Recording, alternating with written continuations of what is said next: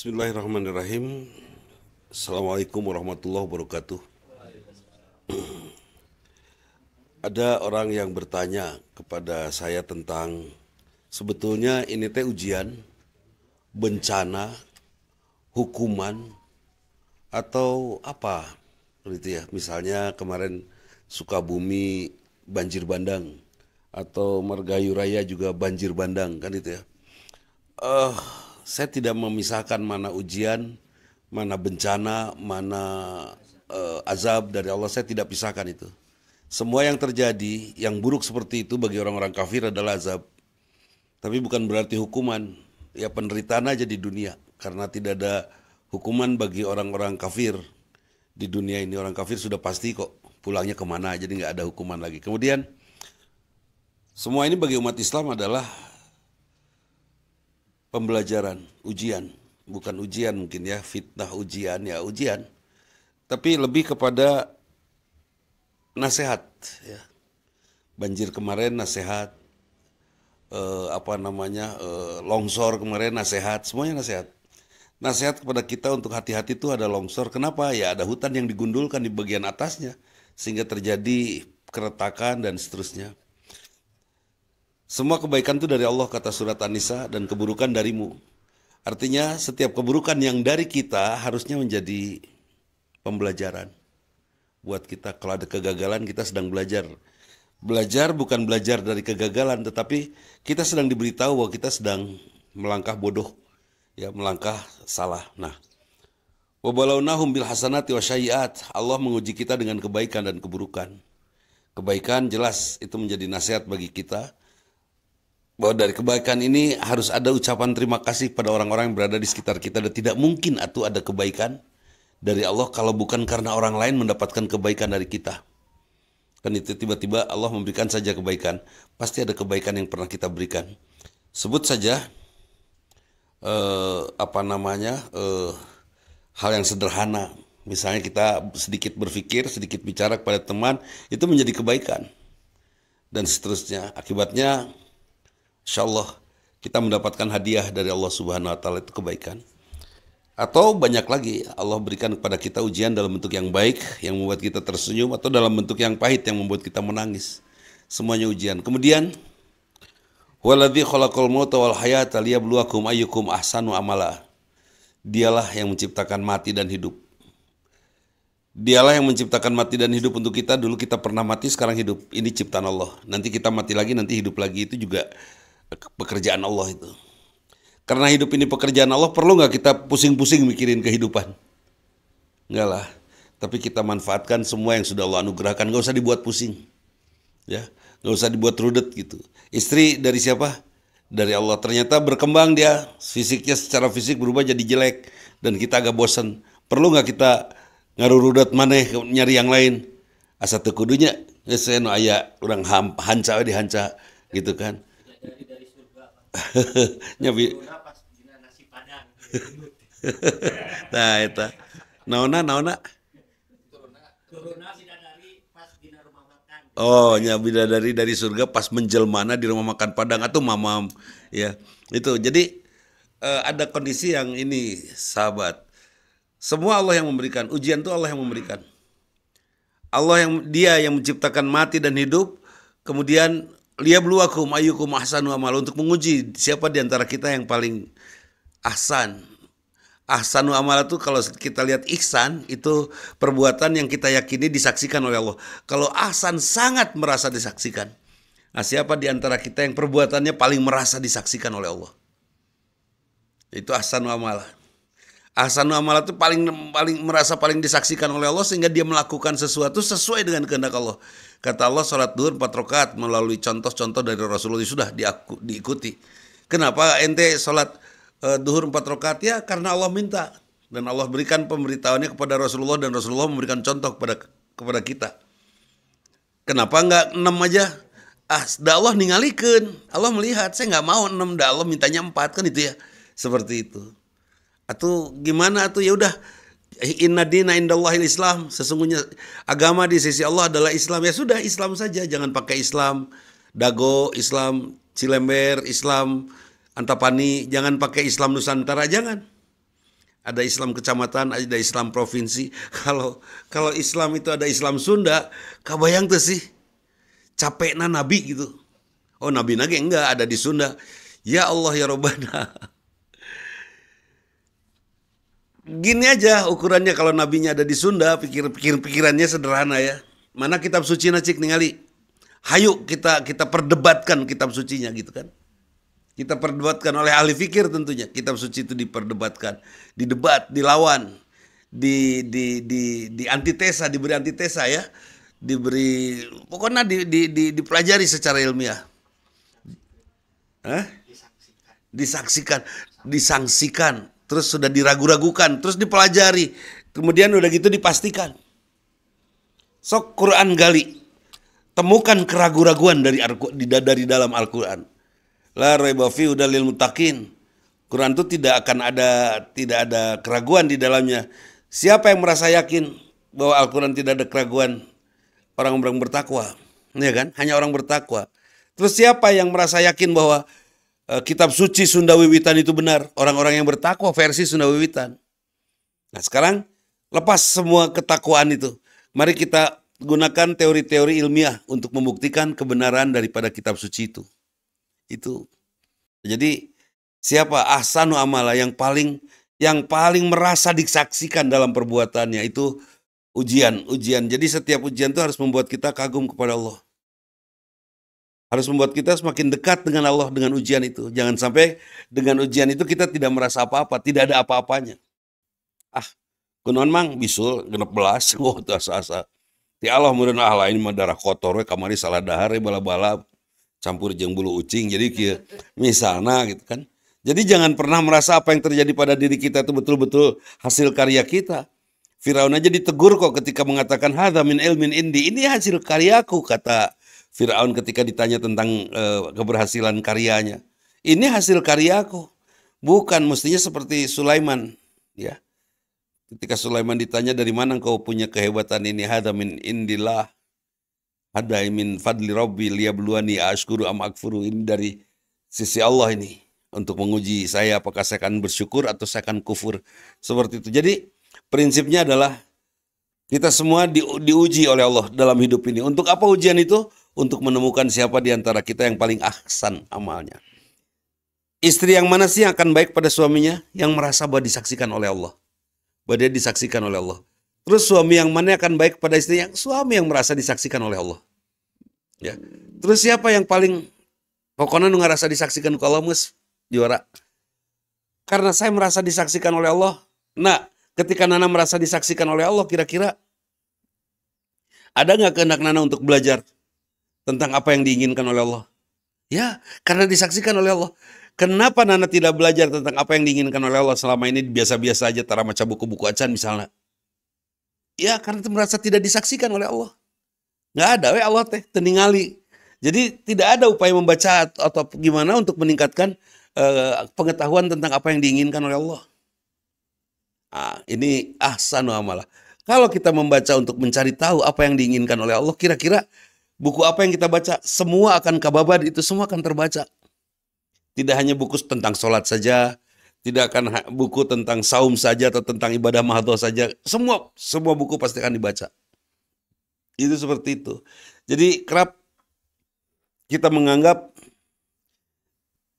kita yang sudah paling ahsan. Siapa yang paling ahsan itu? Yang atqakum, yang paling takwa. Dan siapa orang bertakwa itu? Orang bertakwa itu orang paling profesional. Tong ngomong orang geus takwa mun can profesional, mun semua kita lakukan asal-asalan.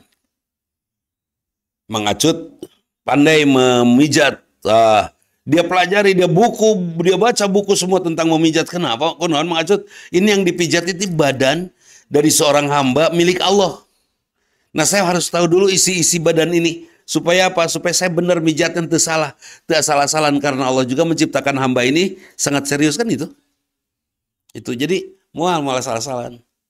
Terus kunaon wawan itu non melihara kelinci teh meni serius gitu dan membaca bukunya itu buku tentang kelinci we sagudang. Hari kelinci nu dikukut teh hiji. Ya sugana bisa hiber. Yang jelas kelinci ini ciptaan Allah dan saya ingin tahu ada apa saja di kelinci ini karena Allah saja sangat serius menciptakan kelinci itu. Akibatnya saya harus serius juga untuk bisa mengetahui bagaimana tumbuh kembangnya, bagaimana pembiakannya dan seterusnya. Juga kesehatannya. Nah, ini, jadi mungkin nggak sih, kenapa Allah sangat serius, kemudian kita harus juga merawat serius. Kenapa? Karena saya ingin dicintai oleh Allah. Itu orang paling takwa. Dan itu ahsanu amala. Itu orang paling takwa adalah orang yang paling ahsan amalnya. Perbuatannya paling merasa. Dia paling merasa saat berbuat, paling merasa disaksikan oleh Allah. Karena kadang-kadang ngerasa, kadang-kadang ente. Itu. Ya. Tadi saya di tol, ada apa? Naon judulnya teh? Apa sih? Ngalenyap. Nah, tahu-tahu udah hampir dekat karena dinding pembatas tengah deh, dinding tengah jalan, demarkasi. Astagfirullahaladzim, langsung saya ingat kalau la ilaha illallah, la ilaha illallah, la ilaha, terus tahlil udah bisi gitu deh, bisi langsung beneran gitu. Maut terus la ilaha illallah, la ilaha illallah, la ilaha. Masya Allah. Ini luar biasa ini. Jadi liyabluwakum ayyukum ahsanu amal, untuk menguji siapa di antara kita yang paling ahsan amalnya, paling baik amalnya, paling disaksikan oleh Allah. Yang ahsan itu yang mana? Yang banyak? Bukan, enggak, Allah enggak minta banyak kok. Saum juga Allah hanya minta 30 hari bulan Ramadan. Sholat juga hanya minta 5 kali setiap hari kan itu. Enggak, Allah nggak minta banyak. Tapi Allah melarang banyak hal. Ini nggak boleh, itu nggak boleh. Cek saha, mana yang lebih banyak dilarang atau dibiarkan oleh Allah?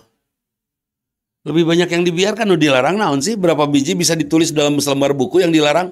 Iya kan? Terus yang diperintah juga bisa ditulis dalam 2-3 lembar buku. Yang ada semuanya dibiarkan bebas. Dan orang yang memulai mengucapkan bismillah, dia ibadah. Udah itu aja. Seperti itu. Jadi sebetulnya Allah sangat bijaksana sekali. Kalau A sampai Z diatur oleh Allah dan manusia harus melakukannya, berat itu. Tapi banyak sekali sesuatu yang diatur oleh Allah yang manusia tidak usah ikut campur. Seperti peredaran bulan, matahari, bintang, bumi. Urang nu ngatur kira-kira riweuh tuh sih. Untung Allah nu ngatur kan itu. Terus seperti pertumbuhan toge. Itu siapa yang ngatur? Allah. Riweuh tuh kalau kita yang ngatur. Riweuh pisan. Terus ngicep siapa yang ngatur? Allah. Riweuh tuh kalau kita disuruh ngatur sendiri ngicep. Riweuh. Mual bener. Iya kan? Nah seperti itu. Jadi Allah memberikan kepada kita sedikit tugas. Yang wajib seperti apa, yang haram seperti apa, udah. Dan itu jumlahnya tidak banyak. Kan sudah cek sahanya ada Ustadz, kita tes sudah susah melaksanakan kewajiban meskipun jumlahnya sedikit tapi ujiannya berat. Ditambah dari dengan kewajiban lain, misalnya cenah kewajiban melaksanakan pengajian setelah almarhum meninggal hari ke-1, 2, 3, 4, 5, 6, 7 dan 100, 40, 100. Itu kan harus punya uang itu. Wah, ajaran Islam itu benar micanan duit kan itu ya. Berat itu harus pinjam. Terus udah gitu teh gara-gara bapaknya pengen pokoknya omatnya bapak mau kudu pengajian hiji ka 7, 40 jeung 100 teu boga duit nginjem pinjol kayak baik bapak nu mayar pan bapak maot. Pokoknya orang datang ka jelema nu nginjemkeunana rek kajong jorigan gitu kan segan sieun leuwas dah. Bapakna teh ya menyusahkan gitu kan. Kita teh sudah susah dengan ibadah, maaf, bukan ibadahnya itu susah, sudah berat tugas itu. Terus di pemberatan itu meskipun saya protes dengan kata-kata ibadah itu berat. Enggak. Sholat berat tuh. Sholat 5 waktu. Subuh 2 kali kan. Qobla subuh dan subuh. Duhur 4 kali kan. 3 kali kan. Sebelum duhur dan sesudah duhur. Asar sekali, asar saja. Maghrib 2 kali. Maghrib dan sesudah maghrib. Isya 2 kali. Isya dan sesudah isya. Itu berat tuh. Terus ditambah tengah malam tahajud. Berat tuh. Buat kita yang belum merindukan Allah dan belum tahu indah dan maha pengasih penyayangnya Allah, mungkin itu berat. Tapi buat Imam Bukhari yang sangat tahu persis, Allah tuh sangat indah, Allah tuh sangat baik sekali dan mengagumkan. Sampai suatu saat Imam Bukhari ketiduran dan bangun pagi-pagi beliau menangis. Karena tidak sempat tahajud, meninggalkan tahajud 1 kali, cerik kenapa nanti meninggalkan asar sering. Betul, meninggalkan lohor sering. Tuh nangis, Imam Bukhari nangis. Itu luar biasa itu. Dan Imam Bukhari tidak melaksanakan tahajud di siang hari. Kalau Rasulullah khusus Rasul, tahajud kalau telat bisa dilakukan pada waktu yang lain. Khusus Rasul. Dan itu pernah sekali Rasulullah lakukan. Ya, itu sekali Rasulullah lakukan dan apa namanya, itu disebut kodok dalam sholat khusus untuk Rasul, tidak untuk mangelan. Ya, khusus untuk Rasul. Nah itu. Dan di antara salah satu ciri profesional apa coba? Salah satu ciri profesional kan dia tahu, dia pegang tugas untuk menyimpan logo itu di sini. Terus datangnya telat, profesional tuh. Cuek, mana nanti menganggap diri tidak penting. Padahal tidak ada yang Allah ciptakan yang tidak penting. Benar tuh? Apalagi dia sudah jelas di sini harus ada kan. Terus telat misalnya teh. Jadi nggak ada. Kan itu. Kita mau ngegaplok pisan. Itu namanya tidak bertakwa. Karena dia tidak takut pada Allah menyaksikan. Dan Allah sangat serius mencium. Allah serius nggak memberikan pengetahuan ke ente? Serius. Terus ke ente tidak dimanfaatkan? Wah, serius. Allah memberikan pengetahuan kepada Mang Elan di bidang Mang Elan, serius tuh. Terus Mang Elan hoream-hoream. Allah marah lah itu. Kan itu ya. Nah jadi pada kesempatan sebentar ini, saya sengaja sedikit saja untuk, ini live nggak? Live ya. Di Instagram. Saya hanya menyapa sore ini, mudah-mudahan kita semua berkah. Dan apa namanya, ingat semuanya ujian. Ada nggak sih bencana buat umat Islam? Nggak ada. Bencana seberat apapun buat umat Islam pasti ada kebaikannya. Kemudian ada nggak sih apa ya, bencana terus nanti musibah itu bencana teh, terus ujian, terus ada lagi yang lain, azab. Ada nggak azab? Azab kan di akhirat. Sesudah Rasulullah SAW hadir sudah tidak ada azab lagi seperti azab yang pernah menimpa umat Nabi Nuh dan seterusnya sebelum Nabi Muhammad. Ya, ada apa sih jalan hidayah non? Dalam Islam ada nggak balasan di dunia ya, karma? Karma teh balasan di dunia nggak ada. Karma mah orang Cianjur. Abah karma itu jadi karma tuh nggak ada. Dalam Islam nggak ada. Si bapak tukang ngaco, si karma saya budakna nggak bisa. Non sih, wala tazir waziratu wizral ukhra. Apalagi tidak ada dosa saling, jangankan dosa turunan, dosa menularkan dosa aja nggak ada kok.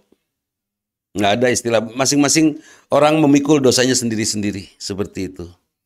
Nah terus jadi karma nggak ada lah. Ada istilah karma kan dari bahasa mana? Hindu. Ya udah, kita milik Hindu, bukan kita. Tunggu jelas Hindu atau Hindu atau Buddha, nggak tahu lah ya, kita nggak belajar tentang itu. Terus seperti ini, Rebo Wekasan, Ari Wekasan bahasa mana? Jawa. Ada nggak sih dalam agama Islam Rebo Wekasan? Hah? Rebonya Arbia hari Rabu, ayah harina hari Rabu. Tapi Wekasan bahasa naon? Jauh nggak, udah. Dari situ aja udah jelas bahasa naon gitu kan? Udah jelas. Bulan Safar hari Rabu terakhir ya. Pokoknya kalau tidak melaksanakan kegiatan itu maka kita akan sial, kan gitu ya. Nggak ada sial dalam Islam, nggak ada sial. Ada nggak nusial? Cik nusial teh naon sih? Aige beteng nusial, hah? Musial, ngusial. Cik nu disebut sial naon? Contoh. Ente datang jadi tutup kap toko gitu. Itu kalau cobaan tuh datang tutup nggak? Tutup kan gitu ya. Itu bahasa sial. Gara-gara ente saya jadi sakit gini. Ayah gitu. Ayah. Padahal cobaan tong datang. Anggar gitu kan gitu. Jadi nggak ada istilah sial dalam Islam. Yang ada berbuatlah sebaik-baiknya kan itu. Mudah-mudahan Allah memberikan berkah. Jadi nggak ada itu apa namanya, musibah bencana apalagi tadi. Azab nggak ada itu. Yang ada semuanya ujian. Banjir ujian bukan? Ujian. Hujan besar ujian bukan? Ujian. Ada orang kesetrum ujian bukan? Semua ujian.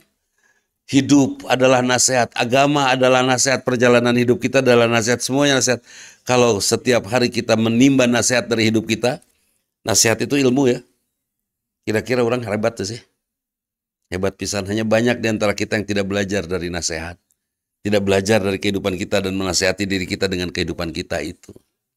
Mun nana pakai motor pernah monggok gara-gara injektornya kapangpetan dan Nana tahu cek montir teh begini nih cara membenerinnya udah suatu saat gitu lagi dibenerkeun aku Nana gampang tuh gampang gitu deh we kan itu namanya belajar dari kehidupan tapi kalau tidak belajar kira-kira ketika mogok seperti itu lagi hese tuh hese tetap kan itu ya itu belajar jadi belajar dari hidupnya jangan sampai tidak belajar sebab kita juga bisa duduk begini enaknya gitu kan dari pengalaman masa lalu duduk kayak gitu nggak enak kayak gini enak kan itu terus kita juga tahu ngobrol dengan bahasa itu enak dengan bahasa ini nggak enak terus ngobrol tidak sesuai dengan keinginan hati orang lain boleh nggak Mang Elan tidak suka kalau saya nyebut kelinci boleh dan saya tahu Mang Elan nggak suka saya nyebut kelinci kira-kira saya akan nyebut kelinci nggak mau nggak akan kenapa karena Mang Elan nggak suka terus punten ya di kancing coplok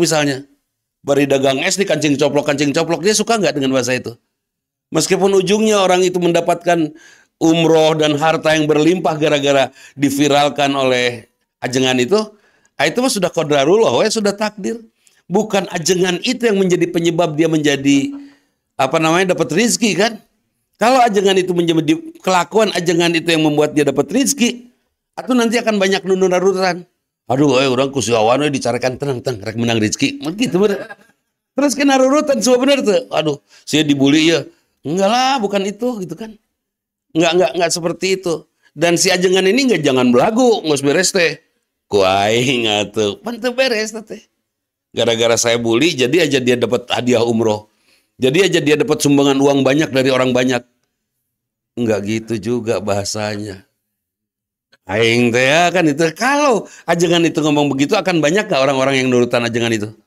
banyak tapi kita sudah tahu persis bahwa omongan dia sama sekali bukan omongan manusia yang memiliki hati menurut saya begitu kenapa kalau orang memiliki hati mungkin akan hati-hati ya enggak hati-hati ngomong hati-hati kalaupun ngobrol bercanda juga yang rileks-rileks kecuali yang gampang tersinggung ngobrol bagus saja kesinggung itu perempuan kan kita laki-laki semua jadi tenang orang ngomongin perempuan mau orang tenyinggung yang nganggap menyinggung we.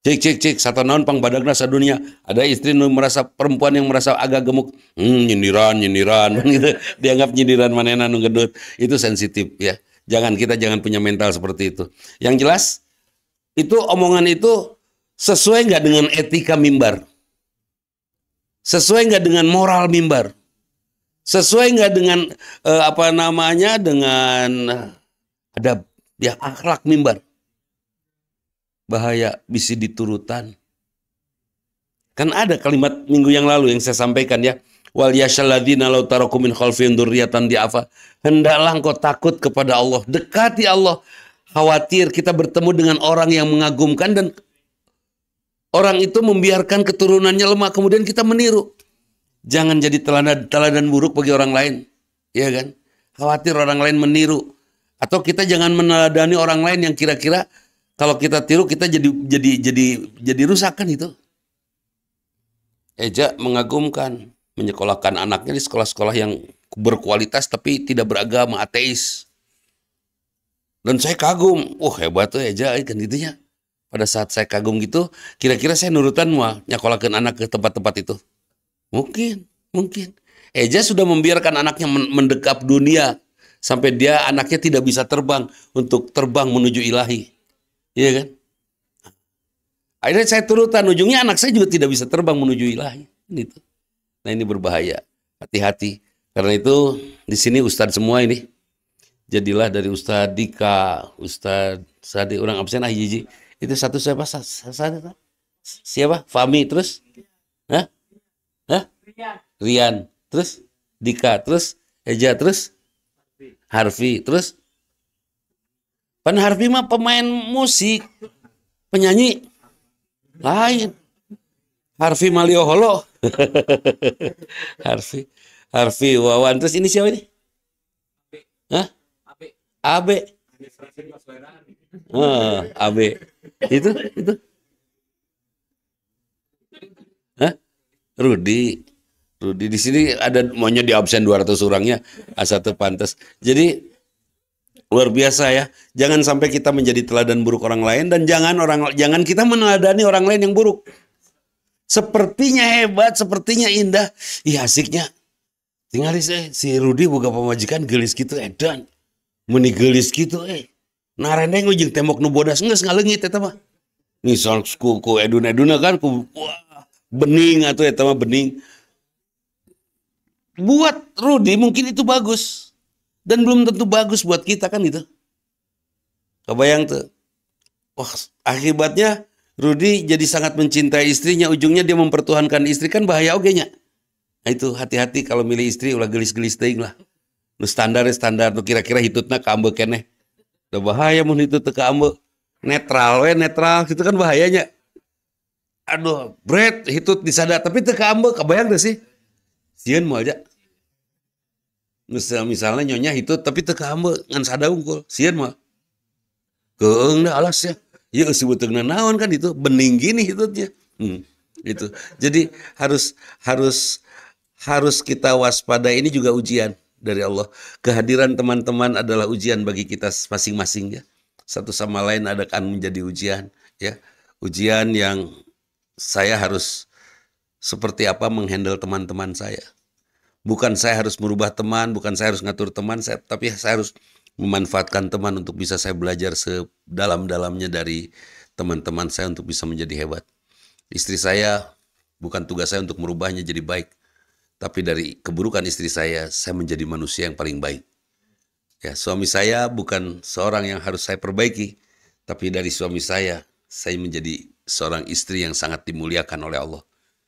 Ustaz, dari suami saya mah Ustaz, KDRT itu siapa yang harus saya lakukan? Pergi ke Salman, Masjid Salman tah di ITB.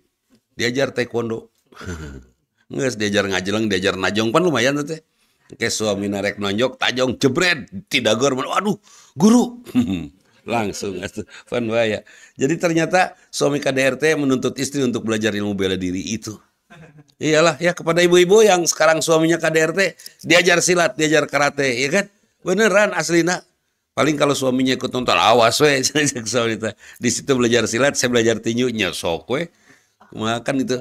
Pokoknya para rame-rame sugana jadi sparring partner kan, pasangan kita nggak ada masalah kalau jadi sparring partner. Tapi kalau yang jadi masalah tuh kalau udah dijadiin samsak.